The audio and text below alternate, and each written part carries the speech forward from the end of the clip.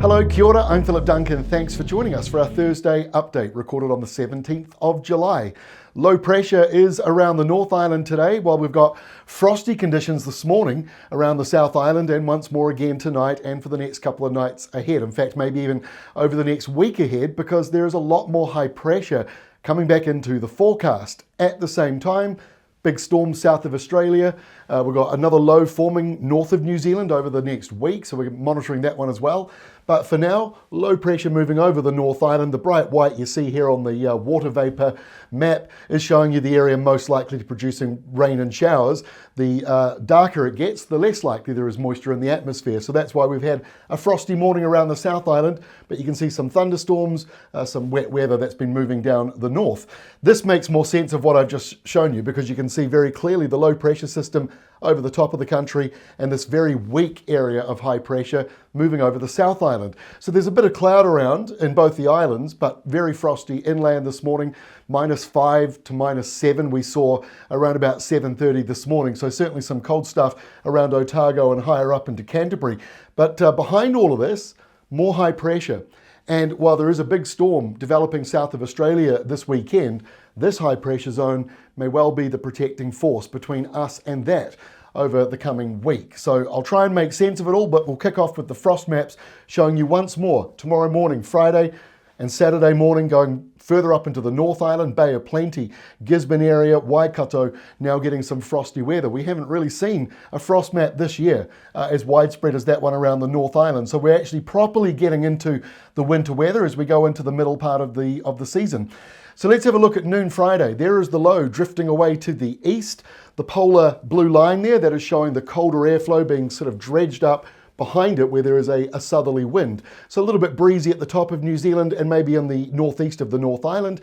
Colder weather to the south, more likely to be frosty for you where the winds are light and the skies are clearer, and most showers clearing away from western areas but just lingering a little bit over here in the east. Further to the south, not a lot going on either, but a few showers, bit of patchy rain coming into Fiordland and maybe a bit later on southwestland. Southland itself looks mainly dry, but there just might be a couple of showers that form there. Noon Saturday, high pressure coming out of the Tasman Sea. Been a while. It's still not going properly over us just yet, but if you're in the South Island, it pretty much is. Still a few showers maybe around North Canterbury, Banks Peninsula, up towards Cook Strait. Very light. Well, I won't say a very light southerly, but there is a southerly that's not overly strong. The reason why I say that is usually around Cook Strait, it does get squeezed through and picks up a little bit there. Colder air moving into the North Island, that will continue to do so as we go through Saturday, and that's why we're seeing frosty weather Friday night going into Saturday morning, and once again Saturday night going into Sunday morning.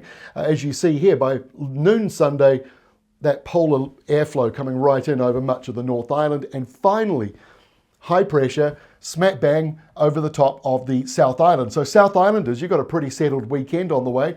North Islanders, fairly settled, just maybe still a few lingering showers in the east here. A couple of those might curve around as a southeasterly as we go through Sunday around Great Barrier Island, for example. Otherwise, pretty dry coming into the weekend. I think many of you will be pretty happy with that.